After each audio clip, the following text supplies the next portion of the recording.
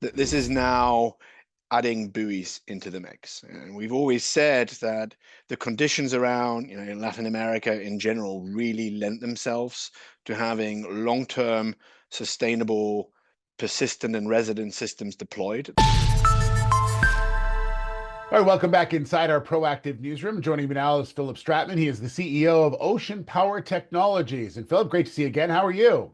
Yeah, I'm doing well. Great to be on the Monday morning, Steve. Yeah, well, exciting news out of the company recently. Another sale in Latin America. This one, a $2 million order. So, really seeing some huge traction in Latin America, Philip. Yeah, absolutely. I think what we're really excited about is that in addition to the vehicle orders that we've announced over the past, couple of months, that this is now adding buoys into the mix. And we've always said that the conditions around, in Latin America in general, really lent themselves to having long-term, sustainable, persistent and resident systems deployed that really help lower the costs for anybody operating in the offshore industry. Yeah, and you remind everyone, I'm sure, and when you're talking about these people, these potential sales, just about the cost savings that comes with it, and that's obviously a key thing when people are looking at trying to deploy outside of the border, or wherever it is in the water. Absolutely. I mean, these are order of magnitude cost savings to get that hyper-local data that people are looking for to optimize their operations.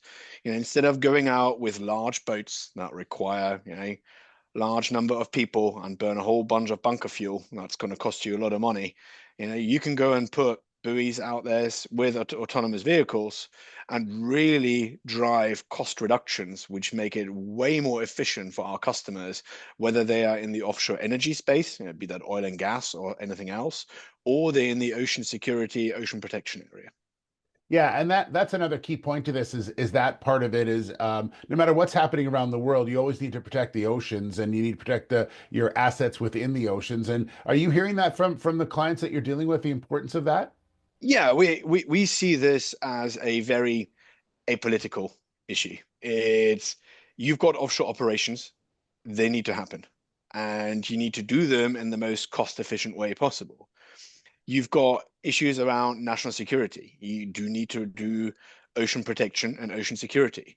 Nothing that happens in kind of the bigger conversation that goes on globally is going to impact that. In fact, what we're seeing is an increase in people wanting to safeguard their exclusive economic zones around their countries to make sure that they can effectively and efficiently harvest the natural resources that are within their economic zone of influence. So we see a major upturn still in the way that ocean security and ocean protection is done.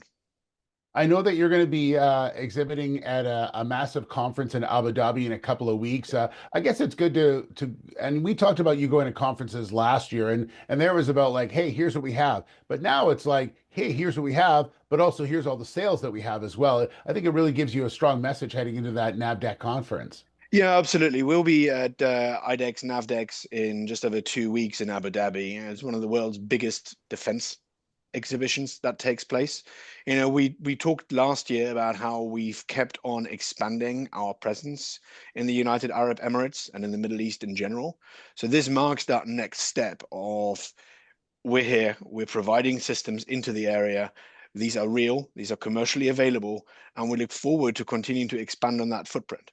And we can also now point to the fact that, these are out deployed and starting to be deployed at scale. So, this makes it infinitely easier for new customers to step into using our systems. And yeah, we're very excited to continue to expand in the Middle East. Well, it'll be an exciting one. We hope to get a chance to talk to you when you're in Abu Dhabi, because I'm sure there'll be lots of excitement going on there as well, Philip. Thanks so much. Great to see you again, and congratulations on this latest contract. Thanks, Steve. Great to be on as always. All right, Philip Stratmann, the CEO of Ocean Power Technologies.